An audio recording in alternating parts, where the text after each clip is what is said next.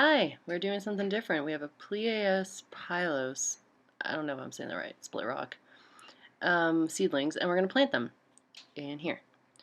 We're using cotton as our substrate, or media, whatever you want to call it. Stretch out the cotton so it's in a nice little thin layer at the bottom, as thin as you can get it, making a nice little bed for your seeds to go and grow. Sometimes you can cut it with scissors so you can get the most out of each cotton ball. I'm sure there are different types of cotton balls that would be better for this, but I just using what I got, pulling it, stretching it apart, a little wiggle here.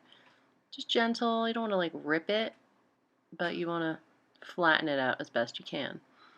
And just make that little bed there. And the cotton will hold in the moisture, and the cotton also is biodegradable, so when or if they do start rooting and growing, I can plant the cotton itself onto the substrate that I want to use, or the planting potting soil I want to use. So just tugging on it, pulling it, preparing their little seedling bed, if you will. Cover up the whole space. Cover it all up. There it is. See? Nice little bed. Could be thinner. Could have used better cotton, but you know. Alright, so here are my jars, ready and sprayed. We're going to be putting some cacti seedlings in here. Spritz your cotton down. Make it nice and wet. I have a hybrid cactus or cacti seeds that I'm going to be potting in here that have beautiful flowers. I'm going to use a toothpick, and we get the toothpick wet. We want the toothpick to be wet on the end, so I'm just kind of getting the water droplets on the end of the toothpick. I have a little white container where I'm going to be putting the seeds. And the seeds are really tiny, so you have to be careful. They're the size of a pinhead. And spritz that one down, get it ready for more seeds. And we're almost ready. Push down, make sure the bed's perfect. Ta-da. Beautiful.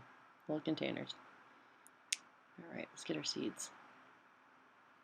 Which seeds? We're doing the cacti first. Yep, there they are. Putting them in this little square thing.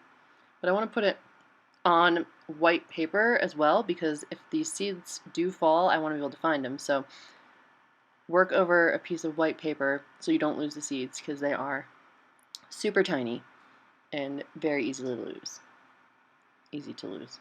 And they kind of stick to the side of the bag. See, there goes one. Look how tiny it is.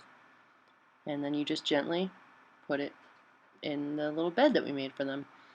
But when I got these seeds, they the static cling of them, they stick in the plastic container or bag, and it's really annoying. But you can just kind of use your Q-tip and get them out that way. And I'm getting my Q-tip wet again, and then with the wetness, the seeds stick to the end of the Q-tip very conveniently, and then you can just place them right on their cotton bed. So you just do that a few times, a bunch of times. Keep that end of your stick wet, and then you can easily pick up and put the seeds down.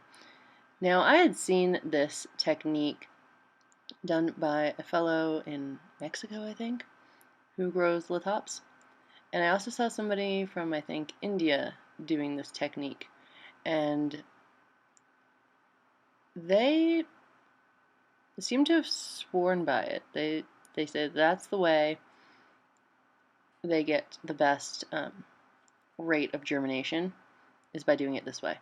It's a pretty sterile environment for the most part. I mean, I didn't really sterilize anything, but you spritz it down, keep them wet, but not too wet, and we just put the top on. You actually don't want to press the top on. You want to leave it just so that it sits on top like that. See, I'm trying to press it down. You don't press it down.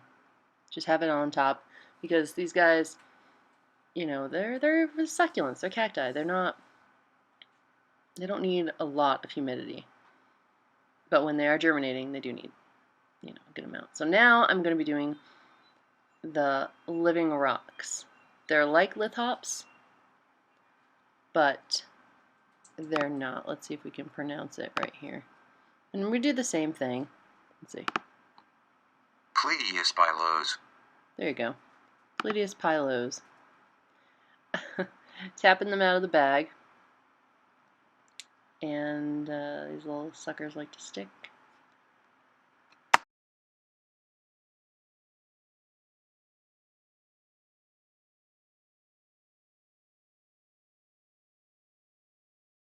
Alright, there they are. Look at all the tiny little tiny bugs.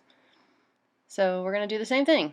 Get your end of your toothpick wet, and then with that moisture, pick up the dry seeds and put them in their little bed, just like so.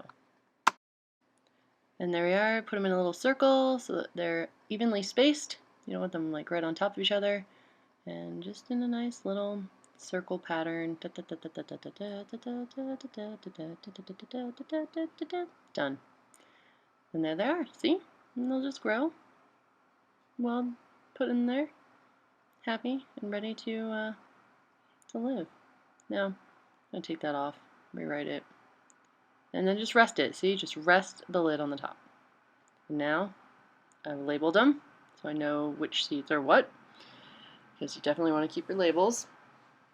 And now I'm ready to watch these babies grow. Now, it can take a while for them to germinate. I've heard 12 days, 12 weeks, months. And with the living stones, they can actually take years. With living stones, you might think you have a dud seed, but over time, eventually it will germinate.